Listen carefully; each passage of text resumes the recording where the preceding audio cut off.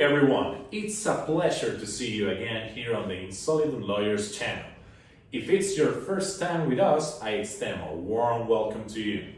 In this space, we aim to unravel and explain legal issues that impact our daily lives, issues we often overlook or simply don't understand.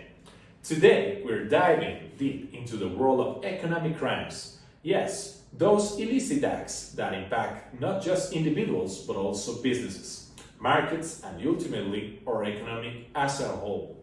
While this topic can be complex, it's vital because it helps us understand how certain actions can affect our wallets, a country's financial stability, and of course, trust in the system.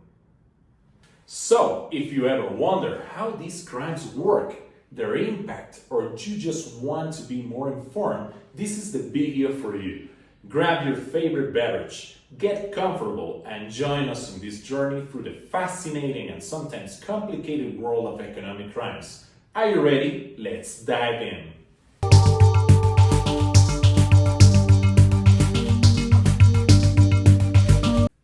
To illustrate it simply, imagine someone taking something that doesn't belong to them, but instead of a physical object, it's something intangible like money or an economic opportunity.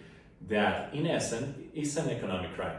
These are actions that, although not always apparent, significantly impact individuals, wallets, businesses, and even a country's economy. In the legal framework of Ecuador, an economic crime is defined as an illicit act committed with the intention of obtaining an economic benefit. Our comprehensive organic criminal code, known as COIP, provides a list of these actions considered criminal in the economic sphere.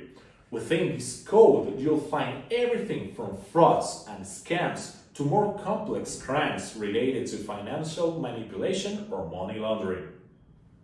The key here is to understand that while these crimes don't always leave a visible crime scene like in movies, their impact can be monumental and detrimental to many and the financial health of our country.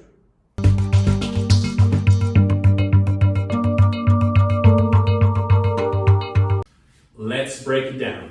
Imagine all economic crimes as a large family. Within that family, fraud will just be one member, although a notably known one. Fraud is like that cousin who always manages to get their way.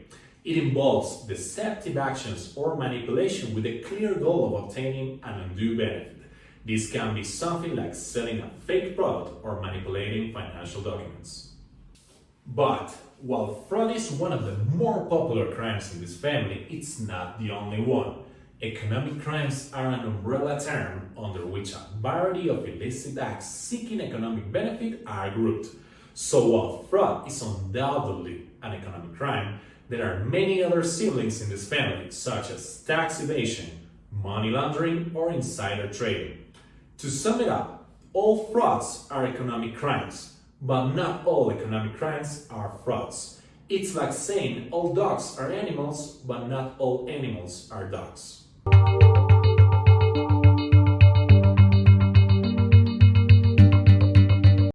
To better grasp the landscape of economic crimes in Ecuador, let's imagine a financial scenario as if it were a vast city. In this city, some activities are unfortunately more recurrent than others, affecting both individuals and institutions. Tax evasion. Think of this as individuals or businesses playing hide and seek with the Internal Revenue Service. They aim to avoid paying taxes illegally. This is one of the most common practices and directly affects the country's economy. Money laundering. This refers to cleaning money that comes from illicit activities. It's like someone trying to make dirty money look clean by introducing it into the financial system creatively. Scam. This crime is like those street sellers offering you an incredible product that turns out to be a rip-off. It involves deceiving or taking advantage of someone's trust to gain an economic benefit. Issuing bad checks. Imagine it as if someone gave you counterfeit money. It's when someone issues a check knowing they don't have enough funds in their account to cover the amount. In Ecuador, this act is penalized and has severe consequences. These are just some of the more common economic crimes we see in our financial city. Each of these actions has specific sanctions and consequences set out in the Comprehensive Organic Criminal Code, or COIP, and it's essential for all of us to be informed and alert to protect ourselves.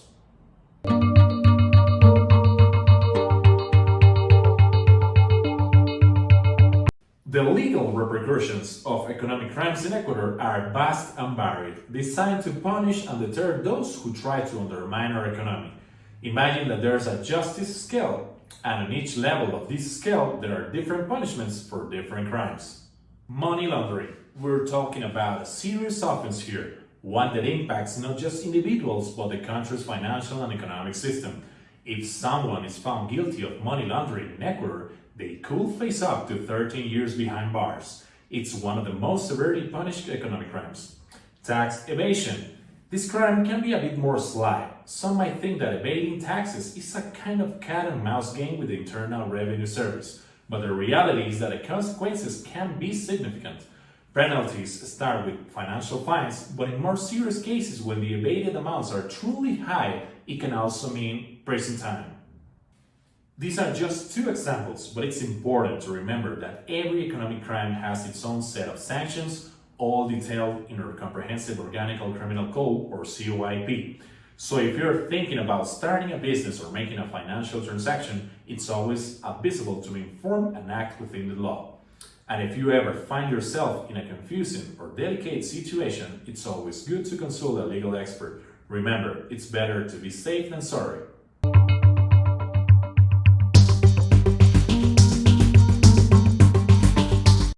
Well, this is a topic that every company, regardless of its size, should have on its radar.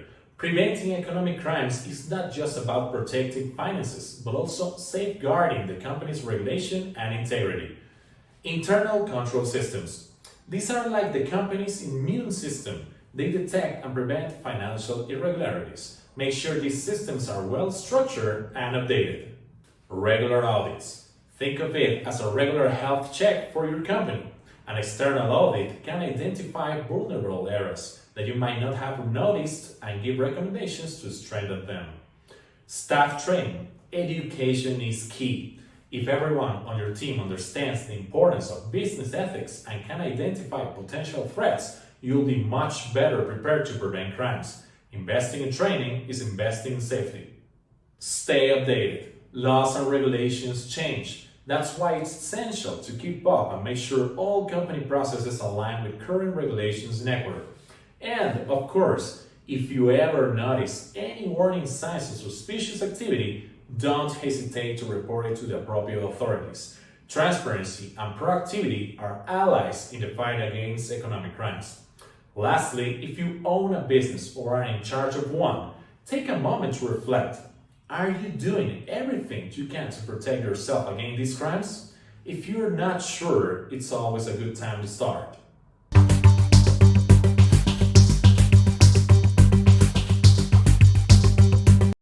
We talk a lot about economic crimes and how they can affect both individuals and companies.